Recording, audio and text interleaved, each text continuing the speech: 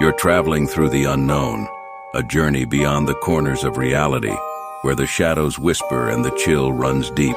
Welcome to the dimension where your deepest fears are given form. This is the Midnight Mystery. Welcome to the Midnight Mystery. Today's episode is called The Night I Met the Stitched Face Boy.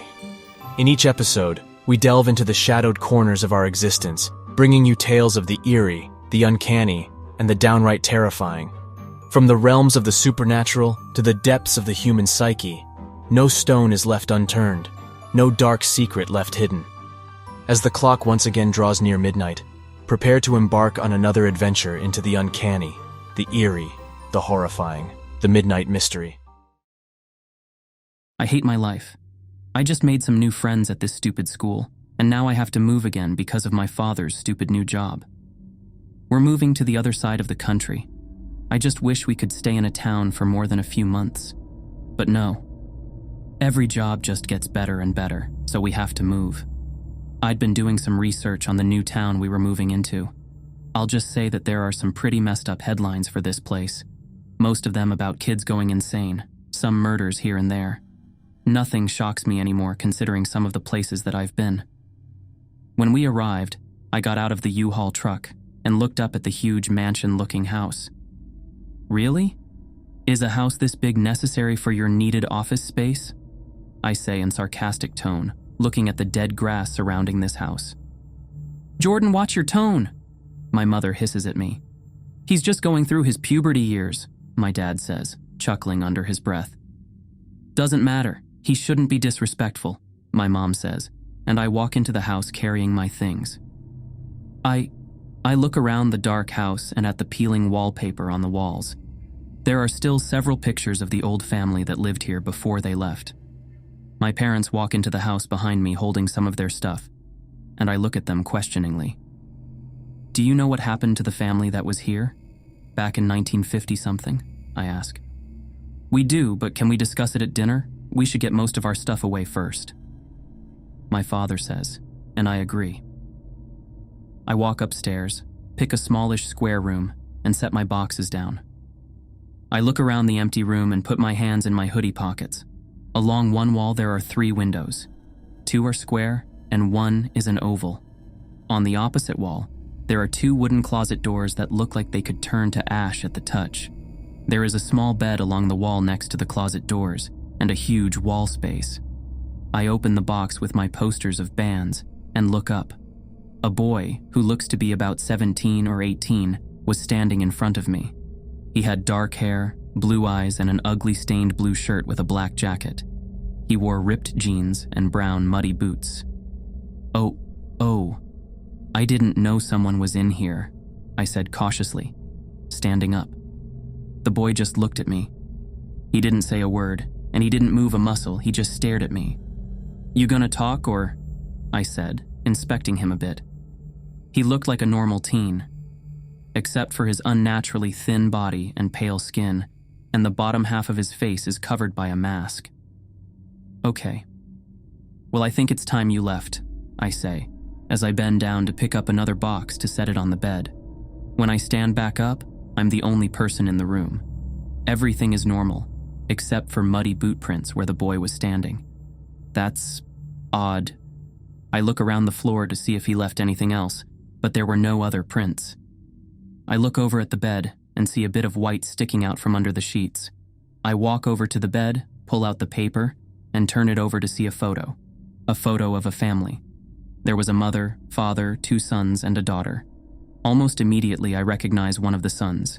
It was the boy who was just in my room. I turn the photo over again, looking for a date. July 18th, 1952. I read aloud to myself, and I look around the room once more. That's impossible. I know what happened to this family. They were killed. I wanted to tell my parents this, but of course, it has to wait till dinner. I know that it was one of the children that murdered the family, but I just can't remember which one it was. Joseph, I think. That's all I can remember from my research about this family. I set the remaining boxes on my bed and unpack. I open the closet doors carefully and see that there is still some old clothes from the family.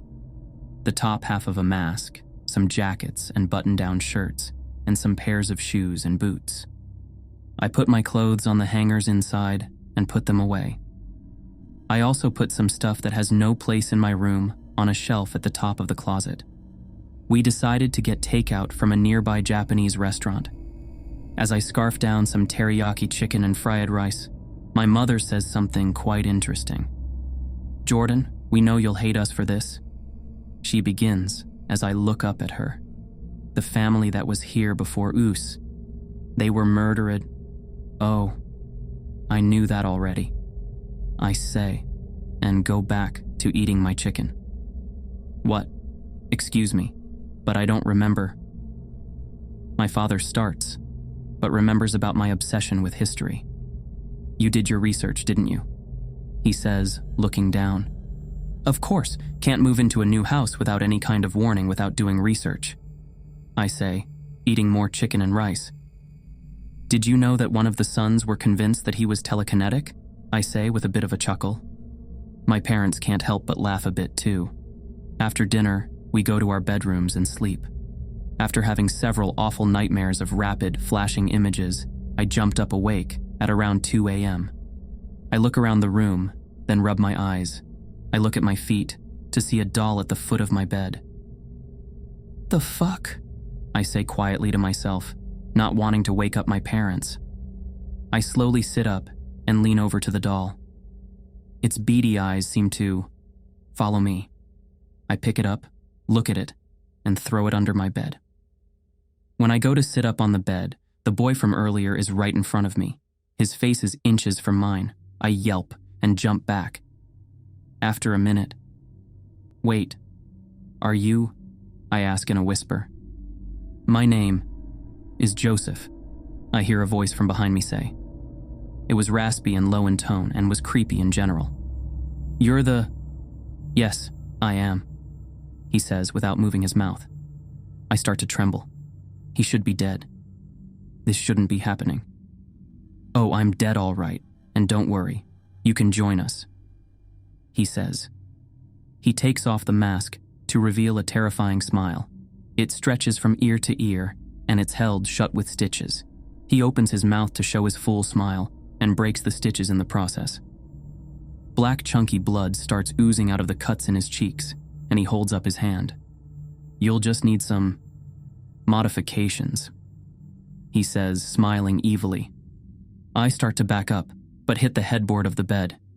He spreads his fingers, and my mouth opens. He slowly clenches his fist, and my cheeks start to burn. I start to scream as the corners of my lips get torn in half. Surely enough, my dad bursts through the door. "Who the hell are you?" my father screams. He grabs his shotgun and fires. The bullets pass straight through the creature on top of me, and the black blood drips on me. The creature clenches his fist harder, and my cheeks get even more torn. My father runs up and hits this thing in the head with the butt of the gun. He falls back and grunts in pain. "Jordan, get out of here. Go to your mother," my dad yells. I get up and run to my parents' bedroom. I grab my mother's arm and hide in the closet with her. We hide behind layers of clothes. I can see my mother and a sliver of the door to the bedroom. We are completely silent. A warm blood drips down my cheeks and onto my shirt. The black blood from that thing is still on me. We hear 3 shots of the gun, then a loud thud. After a few seconds, that demon walks into the room, holding my father's arm. He drops my dead dad the ground and wipes his bloody hands on his jeans. I look at my mother, who is crying into her shirt, and hold one finger to my lips. She nods and covers her mouth. Joseph, as he calls himself, smiles again. He walks over to the closet and opens the doors. My mother hold my breath. "You humans are so idiotic." He holds his hand up, snaps his fingers, and my mother gets dragged out of the closet. He holds his hand up, and my mother practically levitated into the middle of the room. He makes some sort of twisting motion with his hands, and my mother's legs snap backwards. She gives out a blood-curdling scream, and I cover my ears and cry. This is just a dream. This can't be real. This is impossible. My mother drops to the floor, and with one foot, Joseph steps on her throat. My mother's screams go silent as I watch the life escape from her eyes. 2 down, 1 to go, Joseph says in his low demonic voice. He gives out a loud cackle. He takes out a needle and thread and starts to sew his own mouth up again. I pull out my phone and silently call 911. Hello? This is 911. What's your emergency? The dispatcher asks. Help me. There's someone in my house, I say in a whisper. I look at Joseph as he finishes stitching his mouth. All right. We are tracking your address now, and the police should be there in about 5 minutes. My phone's battery depletes. Damn it, I yell to myself. I'm a goner. I think he sees me. His blue eyes are staring at me through my closet door. I can see his stitches that line, his psychotic smile, and they make me sick. I can see the dark energy flowing from his hands as he looks at me. I don't know how long I'll survive anymore. The police should be here in 5 minutes, but I know he'll have me dead before then. I hold back tears as I see my mother sprawled across the floor, her broken legs out of view. He holds up his hand and she goes flying away, out of sight. Mom! I scream, covering my mouth right after. He looks at the closet and walks towards me. I know you're in here, you little brat, he says as he rips the closet doors apart. I scream for someone, anyone, to come and help, but everyone's dead. He grabs my arm and throws me out of the closet. My head crashes against the window and cracks the thick glass. He walks over to me, his brown stained boots making prints on the hardwood floor. He raises his hand, clenches it into a fist, and the last thing I hear is my neck snapping, and everything went black. And so, we close another chapter here at the Midnight Mystery. Tonight's tale might have sent shivers down your spine or left you peeking over your shoulder. But remember, fear is what binds us in these enigmatic hours. If our story tonight stirred something in you, or if you've got a chilling tale of your own, we're eager to hear it. Share your thoughts in the comments, or better yet, email us your own horror story. Who knows, your tale might become our next episode. Don't forget to hit subscribe to join us again when the clock strikes midnight. Each episode awaits to take you deeper into the unknown. Until then, keep the mysteries alive in your mind and the darkness at bay. Good night, brave souls, and remember, in the world of the Midnight Mystery, the most terrifying tales are always yet to be told.